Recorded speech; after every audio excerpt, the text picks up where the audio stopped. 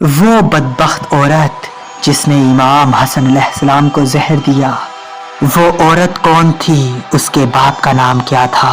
اور وہ کس قبیلے سے تعلق رکھتی تھی؟ تو آج ہم جعدہ بنت اشد کے بارے میں بیان کریں گے۔ جعدہ کا باپ اشد بن قیس قندی تھا جو اپنے قبیلے کا سردار تھا اور جنگجو بھی تھا۔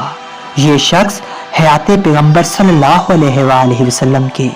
آخری دنوں میں مدینے گیا اور مسلمان ہو گیا،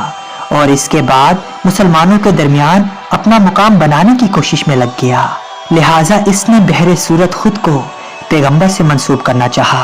تاریخ طبری میں واضح لکھا ہے کہ اشد بن قیس نے اپنی 30 سالہ بہن کو پیغمبر اکرم صلی اللہ علیہ وآلہ وسلم کے عقب میں دیا تھا۔ یہاں ممکن ہے کوئی سوال کرے کہ پیغمبر اکرم صلی اللہ علیہ وآلہ وسلم کی عمر وفات کے 60 سال سے اوپر تھی، یعنی جب آپ نے رحلت فرمائی تو آپ کی عمر 63 سال تھی، لہٰذا ایک آدمی 63 سال کی عمر میں کیا محرک رکھتا ہے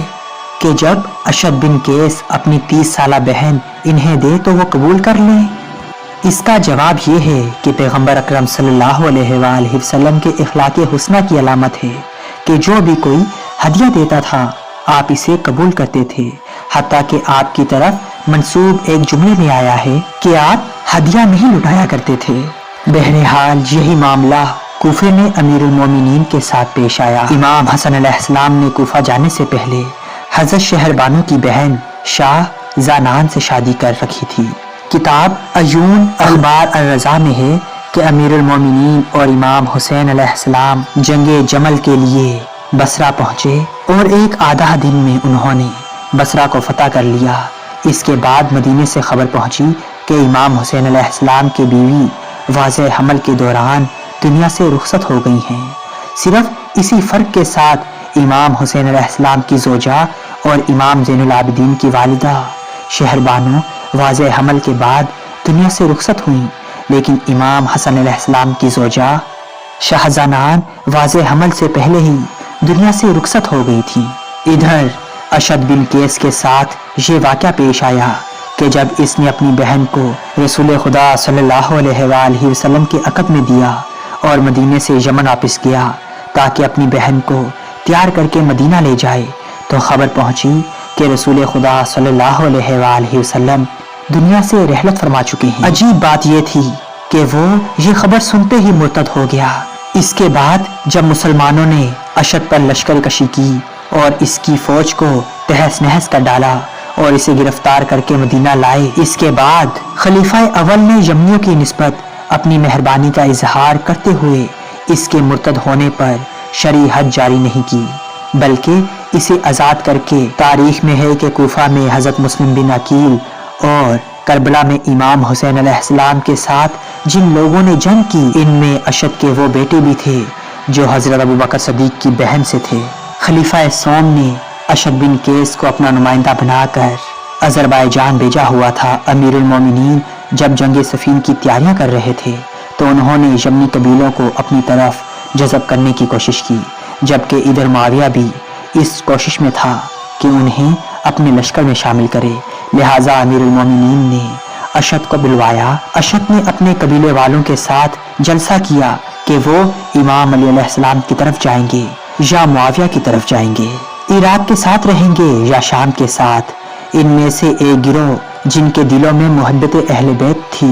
اور امیر المومنین سے لگاؤ رکھتے تھے، اشد کے مد مقابل آگے۔ اشد سمجھ گیا وہ اپنے قبیلے کے درمیان معاویہ کو حضرت امام علی علیہ السلام پر ترجیح نہیں دے سکتے، لہٰذا وہ مجبور ہوا کہ کوفے جائے، لیکن وہ اندر اندر سے ابھی بھی مرتد تھا اور خاندان پیغمبر کی نسبت اس کے دل میں کوئی جگہ نہیں تھی۔ کوفے میں اشد کوئی حیثیت نہیں رکھتا تھا، لہٰذا وہ اس تلاش میں تھا کہ کوفہ میں کسی نہ کسی طرح سے اپنی حیثیت قائم کرے۔ یہ بات سبت ابن الجوزی مطفی کی کتاب تذکرہ الحواس میں نقل ہوئی ہے۔ امام علی علیہ السلام نے کوفہ کے ایک بزرگ اور محترم شخص سے امام حسن علیہ السلام کے لیے رشتہ مانگا۔ اسی دوران اشد کوفہ پہنچ گیا اور اسی وقت اس شخص کی اشد سے ملاقات ہوئی تو اس نے حالات کے بارے میں باز پرس کی، تو اس نے سادہ لوہی یا اپنی منزلت بیان کرنے کی غرض سے اشد سے کہا کہ امیر المومنین نے ہماری لڑکی کا رشتہ مانگا ہے۔ اشد بن قیس اتنی بات سنتے ہی فوراً امیر المومنین کے پاس پہنچا اور گلے شکوے کرنے لگا کہ ہمارے اندر اتنا کون سا عیب ہے کہ آپ نے فلاں کے گھر رشتہ بھجوایا ہے۔ در حقیقت اس نے دبے الفاظ میں اپنی لڑکی کو امام حسن علیہ السلام کے لیے امیر المومنین کی خدمت میں ہدیہ پیش کیا۔ امیر المومنین نے بھی اخلاق رسول اکرم صلی اللہ علیہ وآلہ وسلم کی پیروی کرتے ہوئے اسے قبول کر لیا تاکہ اس کی توہین نہ ہو۔ جعدہ کے یہاں کوئی بچہ پیدا نہیں ہوا اور امام حسن علیہ السلام نے دوسری شادی کر لی اور ان سے ان کو اولاد ہوئی، لہٰذا معاویہ نے بھی اپنی چالاکی کا استعمال کرتے ہوئے اشد کا ایمان بھاپا اور اسے لالچ دینا شروع کر دی۔ حتیٰ کہ تاریخ میں ہے کہ امیر المومنین اور حجر بن عدی کے قتل میں بھی اس کا ہاتھ تھا، لہٰذا اس شخص کی رخصت کو امیر معاویہ نے اچھے سے پہچان لیا۔ اصل میں یہ وہی شخص ہے جس نے قرآن کریم کو نیزوں پر اٹھانے کا مشورہ دیا۔ اگر اشد نہ ہوتا تو یزید کی مکاری بالکل کامیاب نہ ہوتی، اور اس کے علاوہ یزید نے اپنے دوسرے عامل مروان بن حکم کے، جو مدینے میں تھا اور اپنے دل میں اہل بیت کی شدید دشمنی رکھتا تھا اور خلیفہ سوم کا داماد تھا اور جنگ جمل میں امام علی علیہ السلام پر تلوار چلاتا تھا، جس کے دل میں کبھی بھی امیر المومنین اور اہل بیت کی محبت نہیں آئی، اس نے جدا کو یہ کام کرنے پر اکسایا۔ اس نے ان وعدوں کے ذریعے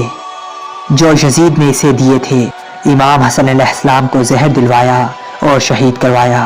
یعنی امام حسن علیہ السلام کی شہادت بظاہر جدا کے ہاتھوں لیکن باطنہ مروان اور معاویہ کے ہاتھوں ہوئی، جس کا کوئی بھی مورخ انکار نہیں کرتا، اور یہ تقریباً ایک متفق عالیہ امر ہے، مگر ابن تیمیہ جیسے کچھ متعصب لوگ اس کا انکار کرتے ہیں۔